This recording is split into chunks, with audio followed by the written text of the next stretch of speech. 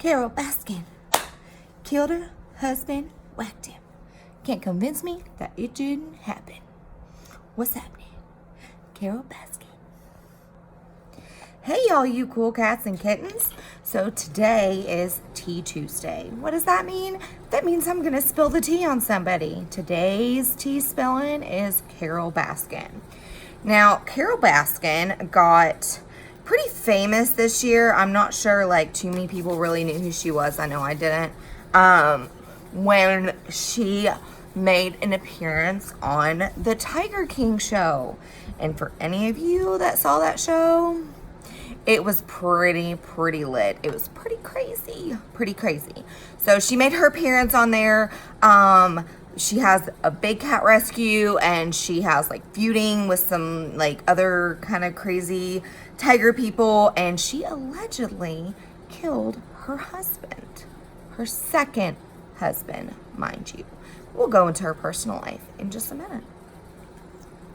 Carol was born in Texas on June 6th, 1961, so that makes her 59 years old.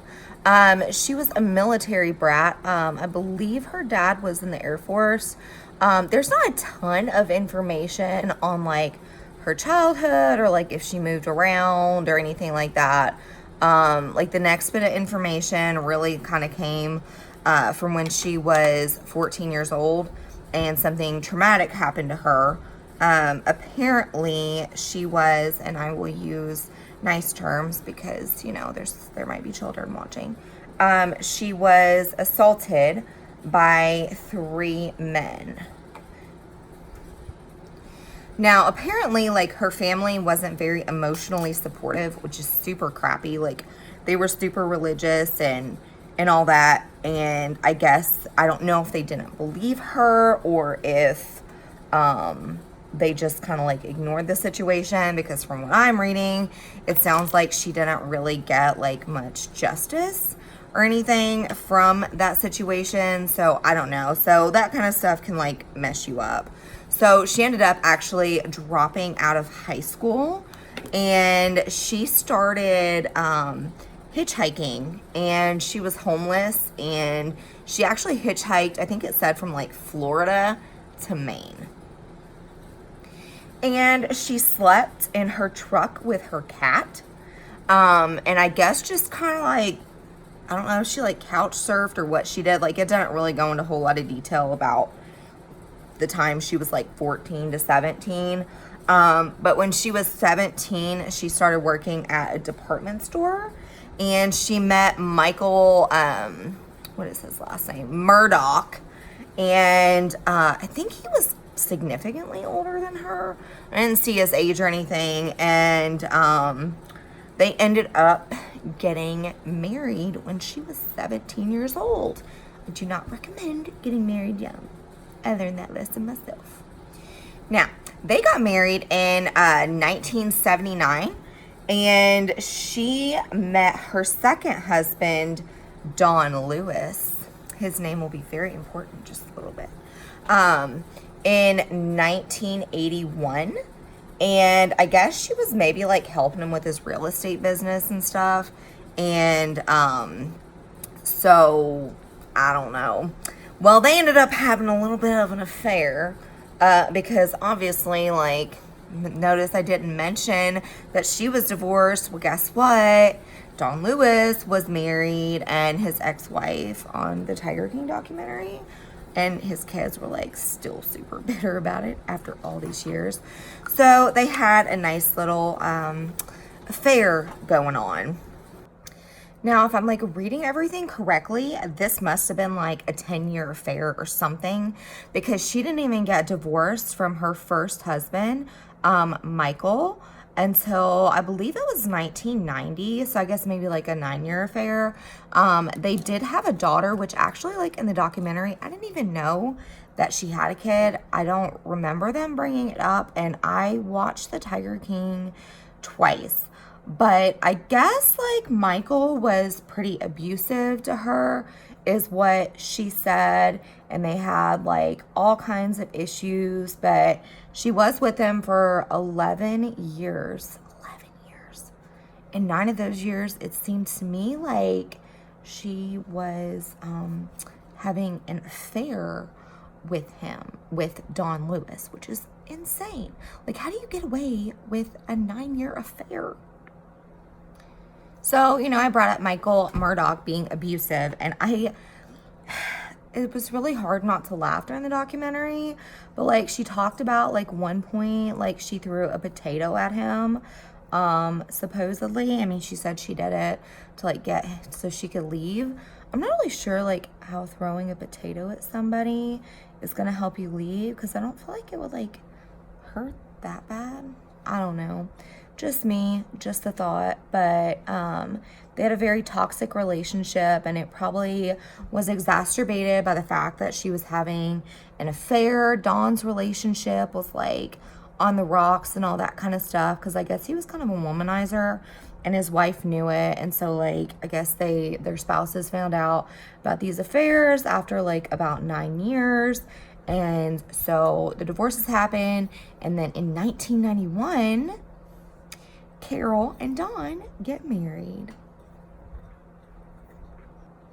So in 1992, Carol and Don open up the Wildlife Easy Sanctuary, which would later be changed to Big Cat Rescue, which is what her sanctuary is called now. And they actually were like breeding cats and stuff like that prior to having this rescue. And that is something I guess like we all can be like reformed from. I don't know, like Carol is totally against it now and like thinks it's like evil and all this kind of stuff. But her and Dawn made a crap ton of money off of breeding like exotic cats and all that kind of stuff. And now like her big thing is like, no, don't do it. And like that was her big thing, like with all the other like crazy cat breeders and stuff. It's like she was like throwing them under the bus and like getting all this legislation, all this crazy, for something that she had done. But I guess we can all be forgiven. I don't know. But yeah, like, so they had a big cat rescue, and I guess it was almost like a zoo. I don't know. And that was like their thing. That was her passion. And they both worked it, and he still worked his real estate business, and he was super, super duper rich, like, by the way, like had a lot of money. And that comes into play here in just a little bit because scandalous things are about to happen. So this is where things get a little bit crazy. So, you know, they got married in 1991 and they're all happy and all that kind of stuff. But I guess like behind closed doors, they weren't super happy. Like I said earlier, Don was a pretty big womanizer, and I guess he had like a girlfriend in Costa Rica, and he would fly his private plane. Remember I said he was rich because he was rich. He would fly his private plane to Costa Rica to go see his girlfriend, and Carol was mad because she couldn't be like the only woman in his life and all that kind of stuff, and like their marriage was just not great.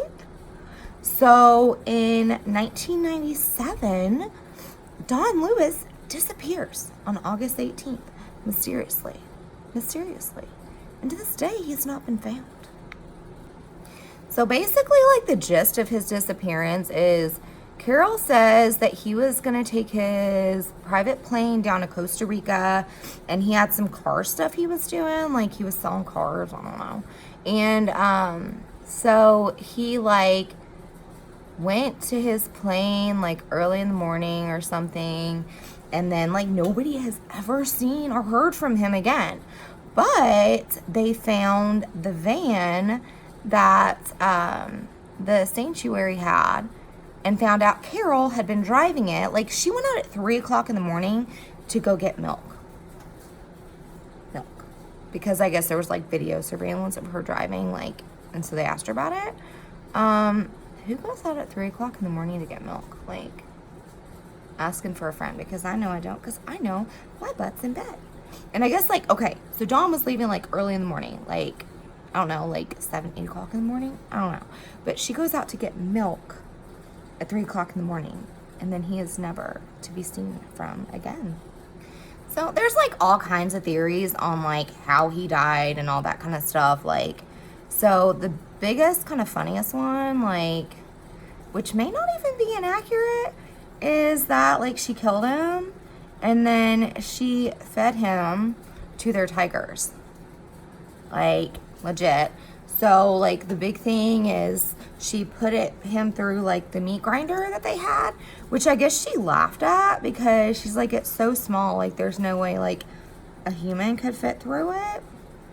Why would you even think about that? Like, why would you think about a human being? Anyways, so they like, I know the police have like looked all over her property for like his remains and like never could find him. So like it was a whole big thing. And so apparently like you have to wait 5 years after somebody disappears to declare them dead. So exactly 5 years and 1 day after Don disappears, she claims him dead and she gets his life insurance money. Now, mind you, in the will, it says upon my disappearance. So that was obviously like fake and duped, but you know, whatever. She allegedly killed him. Who puts upon my disappearance? It's upon my death. Like that's what happens in a will. But she got like $5 million off this dude, or $6 million or something, after he died. And I think she had to give like $1 million to the kids. But that's where she got a lot of her wealth, was from Don Lewis. Kind of crazy, but it gets crazier. So then in 2004, she gets married again to Harold Baskin. Let me tell you, this is one weird dude, like so weird. He like was singing weird stuff to her. Like he's just a really awkward dude. And so they're married. They're still married. He's not dead yet. And he's been like super supportive of her like suing another wildlife like tiger dude. And that was another crazy part of the drama. So Carol Baskin hated Joe Exotic. He's like this trashy dude from Oklahoma that like convinced 2 straight guys to marry him. I'm gonna do a thing on him like once. But anyways, she's been suing him for years. She actually like, it finally went through this year, even though he's in jail, and I'll get to that in a minute. Trying to take his rescue. And she got $1 million out of it. So this woman is worth $7 million. I'm in the wrong business. Like, I want to be in the tiger business. So yeah, so like she sues this dude. Her and Dawn like have been after him forever, and Joe actually like put a hit on this woman, and honestly like she's pretty psycho. Like I don't condone like killing anybody, but like she wouldn't leave him alone. Like wouldn't leave him alone. He had no money, like no nothing, and she just like kind of took everything. So like he apparently had like a hit on her, and that's what landed him in jail. And so now like she's living this big grand life, and she was like super upset about the fact that Netflix portrays her as like this murderer and everything. But like Netflix got the case for her missing husband, who has been missing for years, never heard from since he passed away in 1997. So this Netflix documentary is reopening the case, and I think she might be shaking in her shoes a little bit. I don't know. Needless to say, like this woman is not well liked by like anybody, and I think she is like super hated by people on the internet right now, and people that have watched this documentary. But you know what? I mean, that's on like allegedly killing your husband, right? Like she actually said, you can come into wealth whether on purpose or accidentally. How do you accidentally come into wealth? I'm not really sure. And then Joe Exotic, you know, like the whole crazy Joe. So he was like talking about how he thought somebody at his place was trying to kill him because they put like cologne or something on his shoe, and then like Tiger was going crazy. She legit said, if you are going to kill somebody with a tiger, you want to put sardine oil on their shoe and not cologne. And that's on allegedly killing your husband and feeding him to the tigers.